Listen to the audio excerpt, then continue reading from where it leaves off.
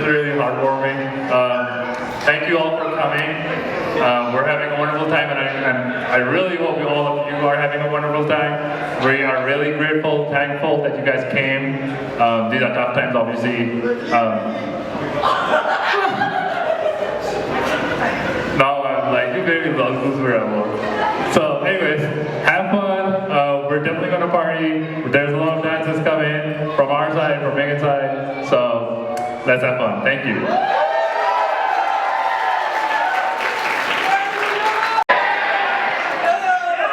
There's always one, you know? Well, the reason I have to tear you away from the very important act of actually, drinking and laughing, which you'd rather be doing than listening to the best man, right? But I have to. I actually don't know what a best man is supposed to do. I've been winging it and embarrassing these people quite a bit. And they told me that you have to do a speech, and it's like, okay, you do what everybody does. You turn to Google. You're not going to turn to another best man, really. And it turns out that best men embarrass their grooms quite a bit. I was going to go with that. I was like, yes, I have to tell the ridiculous times we just turn off the lights in our rooms and just look at the skies and listen to these one-hour kavalis all the time, and just be in our fields all the time. It's just one of the things we do. Being super lazy all the time, like that. In case anybody's noticed, Mom's not the most active person you met. If you pull him into doing something, he will do it. You motivate him, but try to get him out of bed on a Sunday morning. Megan, do you try to do that quite a bit? She knows, it's pretty bad. I had something prepared, but I'm going to check that out, because as I was walking down the ceremony, I was feeling something quite a bit. I met Mohammed when I came back to Islamabad from my high school, and I know, I think when you make friends, every friend sees a certain aspect of you. Mohammed's really mischievous. He likes to start things up. He wants people to do something to entertain him. He always wants something going. He has that mischievous glint in his eye, he's trying to start a drama, and you kind of pick up on that. But the part of him that I saw the most, and you saw a little bit of that in the ceremony as well, is our shared love of poetry. We would listen, I mentioned this before, we would listen to these one-hour kavalis that were poems about existentialism and what life means, and we just have these super long discussions. One of his early assignments in undergrad was he explained the lyrics to Devils and Dust from Bruce Springsteen all night. It was this is an assignment I'm writing. I'm wow, who thinks that much about Bruce Springsteen? I didn't know that. And we spent a couple of hours doing that. If I loved any cheesy Bollywood song, I wouldn't tell any other guy that. I was because they're kind of ridicule me, because if anybody's heard a Bollywood song, anybody at the rehearsal dinner yesterday, they all kind of sound the same. And they call it they all are about similar topics. It's just about love and doing crazy things. When we were 19, a lot of time that we spent was just talking about what life means and what love is. And in South Asian traditions, if you think about love and if you hear our poetry, it's not the passing kind of love, it is the intense kind of love. It's the kind of love that it is a fairy tale, but it's beyond that, because even if it's what drives life, it's what connects us all together. But you're 19 and you're innocent, and then life starts happening to you. You have your experiences, you get out of college, you get a job, you get a terrible boss, you have commutes, you have to be bored by somebody else, you have to dream about vacations you can never take. Over time you get jaded, you get realistic. That's the other word I would say. Realism is kind of depression. It's maybe fairy tales don't exist. And over time, that innocent side of you just falls away. And then, a few years ago, since Mohammed moved to America, it's very hard. We have a 9-hour time difference. Don't get to call that much. Maybe one call every few months. And he called me, and he said something to the tune that I met somebody. I won't tell you, I don't know how, like it's something very instinctual. You know, something's different. Like you can feel it. You can feel it across 5,000 miles. You can feel it across 9 time zones. You can just feel even your boss is like, the way he said that, just making me feel. And that moment where, for a second, you feel like your 19-year-old idealistic self sharing just these intense poems about love with somebody, and you're like, oh wow, is this gonna be something? And 4 years now, after a while, I'm walking down the aisle thinking, wow, that friend, the guy who couldn't talk to any girl ever, the guy who was like, honestly, who had like, oh, would talk about things but would never do them, is walking down in this gorgeous place that we're in.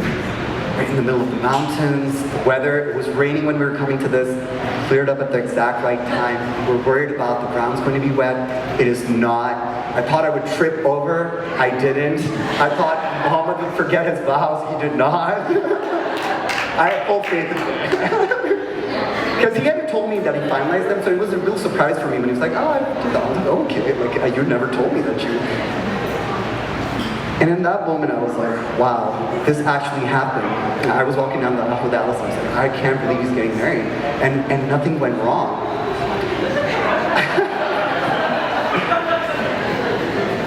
And after 18 months of being away from the people you love, being unable to do the things you would do in a normal day, just hang out in the open, be with friends, chill out, hear how their life is going. Early COVID was hard. Some of us have experienced losses. Some people couldn't make it here because of travel reasons. A lot of things happen. 18 months is really hard to be away from things that you love. And once I got a vaccine, it was like, how to believe, because 18 months kind of does this work on you where it depresses a part of your mind you didn't think it would. And I've been thinking about healing a lot. 18 months later, on this day, I know what healing feels like. What is lost can never be replaced, I know that. But moving forward, it's moments like these when two wonderful people, like Megan and Mohammed, come together. It's when you realize love is what you drives you forward. Love is the thing that binds you. It's not what goes cannot come back, but two people coming together in such a wonderful way. You know, that they're going to try to create a life which we want to be in, a world that we want to cohabit in. Shut up, man. It's my moment. So that was the first 5 minutes of a 45-minute speech. Happy? Actually, I was finding that. Thank you so much for being the people you are.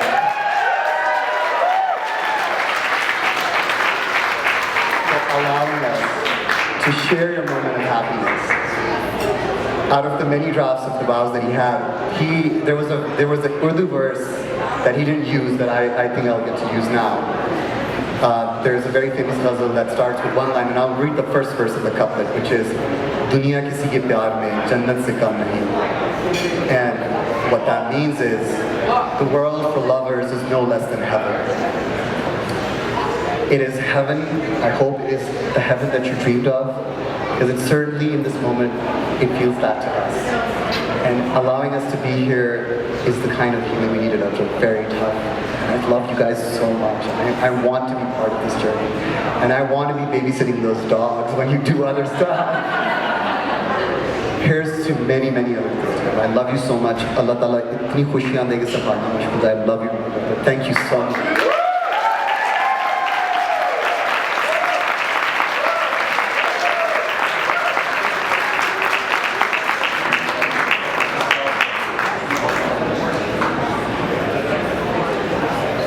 Let's see what I have for Isar.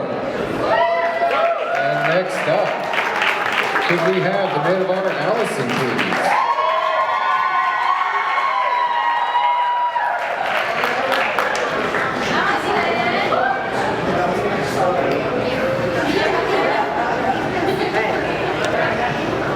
Can you hear me? Yes. So, Megan and I met during our first year of business school. and we quickly became besties. Some might even call us Class of 2019's cutest couple. Of course, we're here to celebrate this beautiful couple today. And so I'm going to read a paraphrasing of one of my favorite stories about love from Plato's Symposium. To understand the power of love, we must understand that our original human nature was not like it is now. Originally, human beings had 2 sets of arms, 2 sets of legs, and 2 faces looking in opposite directions. Due to the power and might of these original humans, the gods began to fear that their reign might be threatened, so they cut the humans in half to become the human bodies that we have now. However, each of us remains the division of 2 parts, desiring our other half and longing to grow into one. It is an ancient desire implanted in us that we should reunite our original nature, making one of 2 and healing the state of humankind. And so we are, always looking for our other half. And when we meet them, we are lost in amazement. We wish to pass our whole lives together, desiring that we should be melted into one to live as one person instead of 2. This is the very expression of our ancient need because originally we were one instead of 2. We simply wish to be whole, and this desire in pursuit of the whole is what we call love. So I picked this story not only because it's one of my favorites, but because anyone who knows Megan and Mohammed can see that they clearly have found their other half in each other. And despite all odds, being born on opposite sides of the world, they managed to find their way to each other, and that is certainly something to celebrate. I'm so happy for you guys. I love you very much. So congratulations.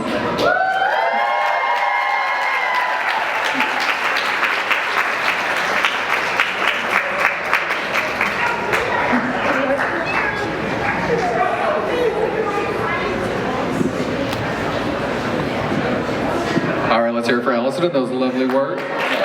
And next up, could we have Andrew Dolly, father of the lovely bride, please? Let's give him a hand, folks.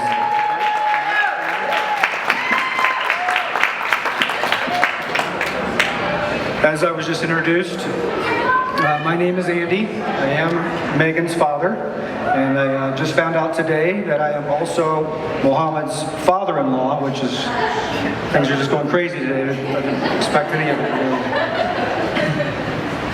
But I'd like to thank you all for coming to celebrate the beautiful ceremony that we had today.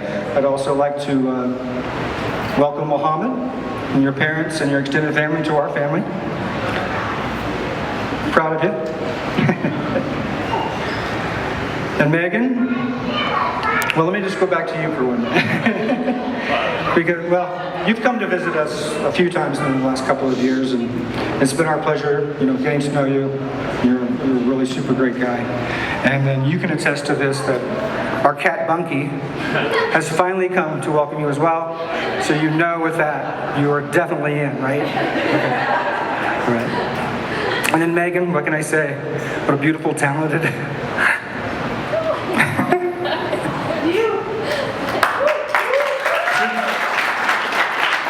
I don't know how many people know this, but you put most of this together, and just from when we went around together looking for venues together, and you made a decision what you wanted to have, where you wanted to have it, to the music, to the lights, to the decorations, to everything, catering. You're just an amazing woman. I'm so proud of your dad. And again, I just want to thank you all for coming. Mohammed and Megan, I love you both.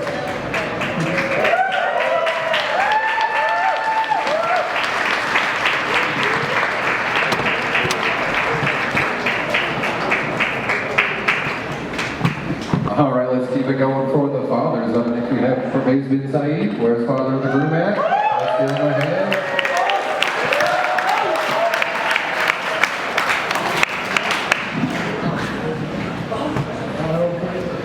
Assalamu alaikum, peace be on all of you. Like you introduced, I am Parvez. I am the groom's proud father. And as I speak on behalf and for my whole family, my immediate family, including my gorgeous wife Noreen, who's sitting right here. Mohammed's siblings, we're missing them a lot. My eldest son Ahmed and my youngest son Hassan. Both of them couldn't make it because of this pandemic and we're missing them here. My daughter Sana and the love of my life, my grandson Ryan, even they couldn't make it. We miss you all and I hope you're enjoying it virtually because we are recording each one of our scenes, what's happening here. Now to come to Mohammed. Mohammed's childhood, how do I put it? It's been nothing but joy, happiness, pleasure, and Noreen and I have enjoyed his childhood to the maximum limit any parent could. Because he's been probably the most respectful by our traditions and the most loving person, Megan, you've managed to get, believe me. And his childhood passed so quickly, and there came a time when he moved to the States. And he came here for an MBA degree. That is what we were looking for, an MBA. And it is, believe me guys, it's big in Pakistan, getting an MBA from a university in the United States. Man, that's big. So what happens is,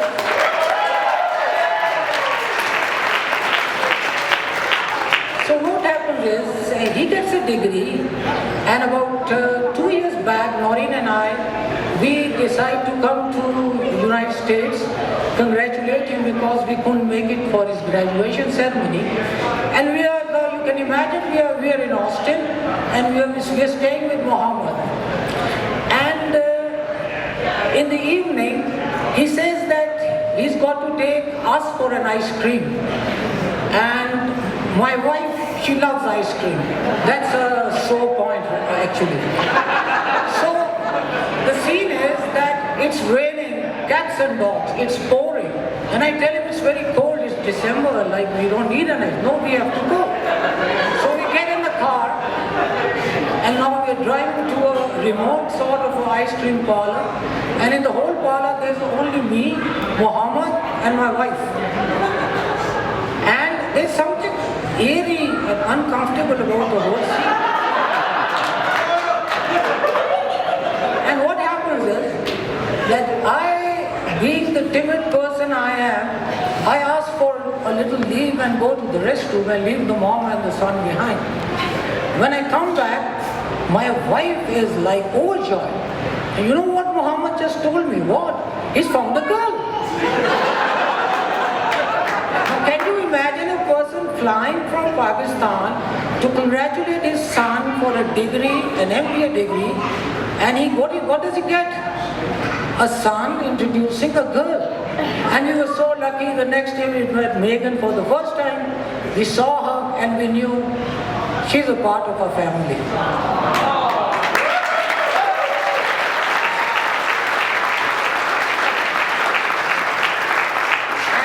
Believe me guys, from where we are, from where we come, families matter.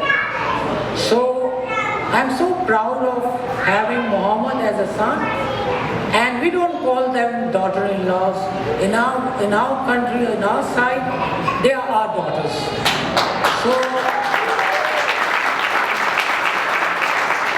I wish them with all my heart, I wish them all the happiness, all the joys, all the success in life. And last but not the least, I need them to have shoulders, each other's shoulders to lean on at time of need. Because that is what love is all about. To be there for the other person once it's needed. And I'm quite sure both of them are capable, and inshallah they'll have a very, very happy life. We love you all, Mohammed, Megan. May God bless you for all.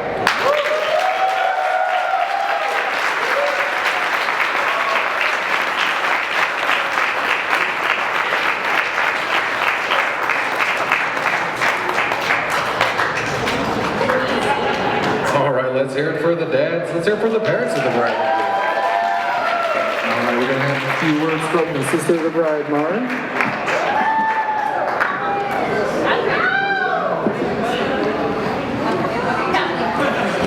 Scratch that, we're going to have some words from Kathleen, the mother of the bride. Let's hear it for her.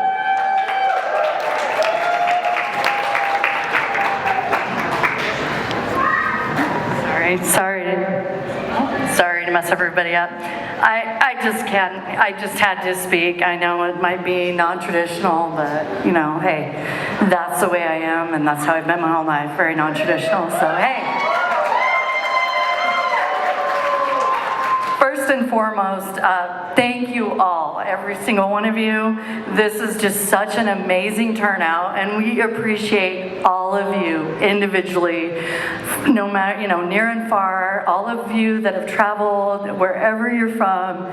We love you all, and we are so happy to have such a beautiful turnout. So thank you so much, everybody. That was very much needed to be said. So I have a notepad here, and this is my speech, all of it.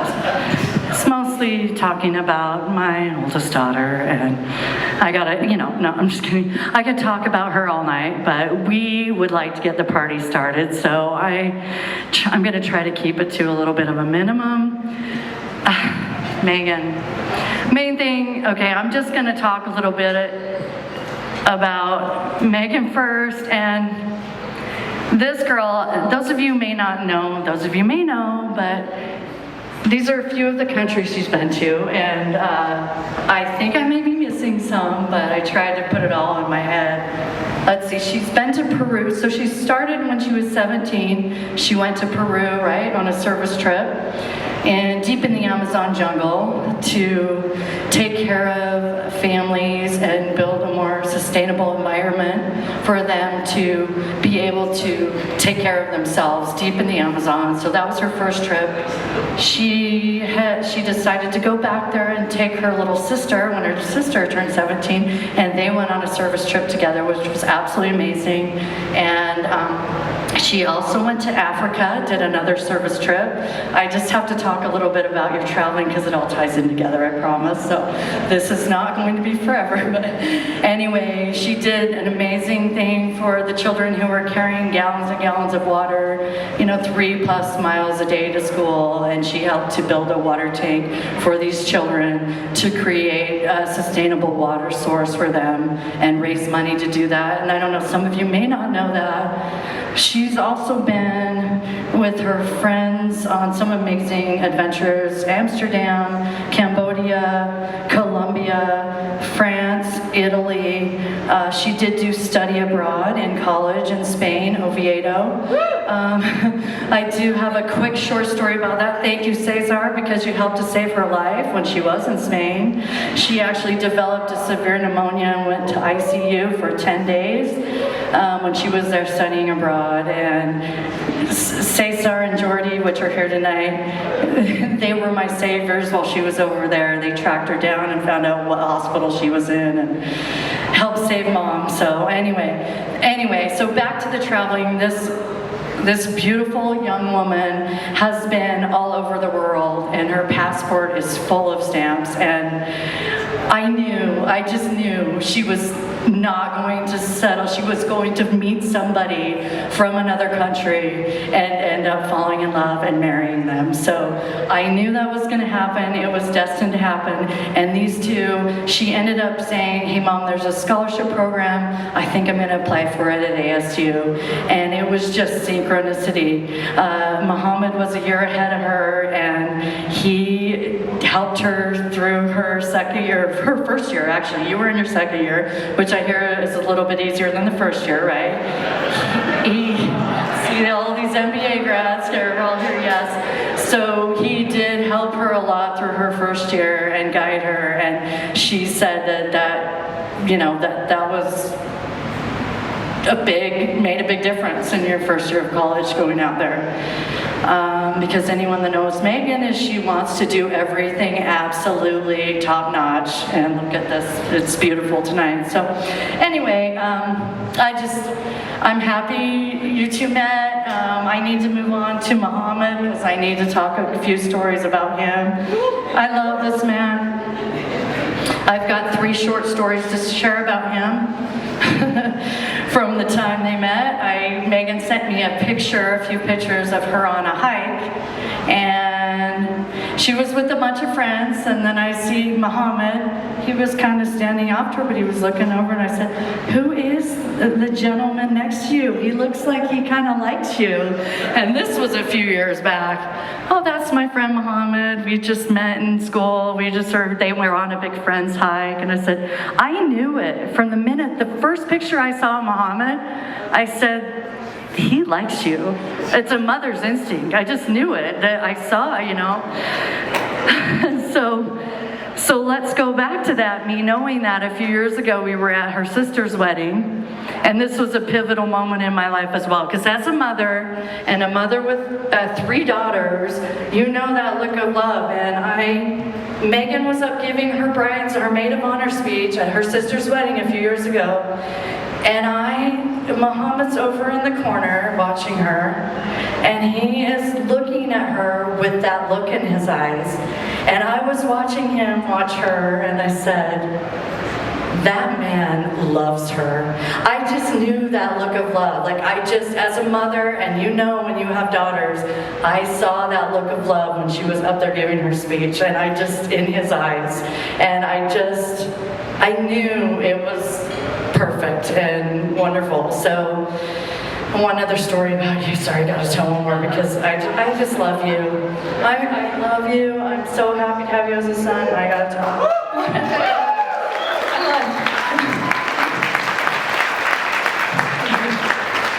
He sent me this beautiful picture from Pakistan when he was there. It was a woman with a dove, and it was just absolutely beautiful artwork. And he sent me a nice, beautiful card, handwritten card. There was nothing on it. It was half of a card, torn in half. There was no front to it, nothing. And he sent me such a beautiful writing in there, beautiful note. I was crying for days because it was just absolutely so heartfelt. And at the end of the card it said, "I'm so sorry, but it was a birthday card and I had nothing else to write on it," because he had ripped the front off and wrote me such a beautiful note. And I thought, you know what? We only look at the words that they write anyway. We don't care what kind of card it was. So anyway, I love you, and I love both of you, and I'm so happy for you. And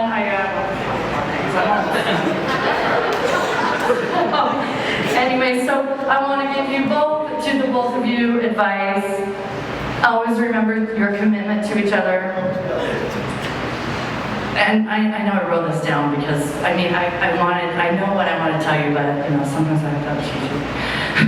Always communicate, find hobbies that you both enjoy together and participate in them, and tell each other you love each other every day. Love you guys. I'm so happy to be happy. And thank you so much.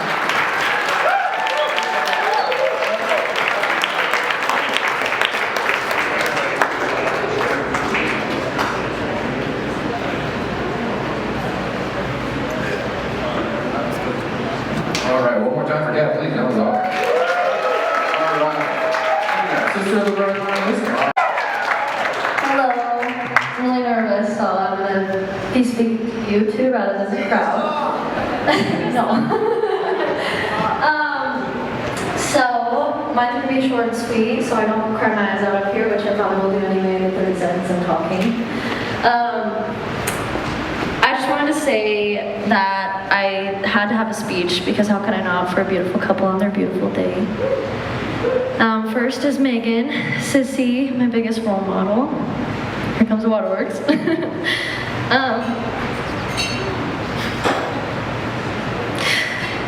From the time I was born, for the rest of my life, you will always be a person I look up to. Your passion for life and exploring all amazing cultures and challenges that come with it is inspiring, and the reason I am who I am today.